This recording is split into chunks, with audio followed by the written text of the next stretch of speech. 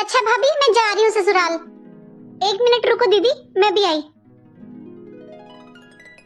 लो दीदी, ये आपकी साड़ी और 2000 रुपए।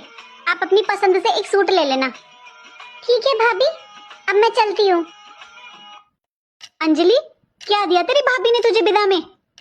क्या देंगी मम्मी वो? वही हमेशा की तरह एक सड़ी सी साड़ी और 200 रुपए। अरे मुझे पता था, इसकी तो नियत ही खराब है। ये ले तू 5000 रुपए, अपनी पसंद के कपड़े ले लेना। पापा, मैं जा रही हूँ ससुराल। अच्छा बेटा, बेटा तूने कुछ ले लिया? तेरी मम्मी ने, भाई ने तुझे कुछ दिया है?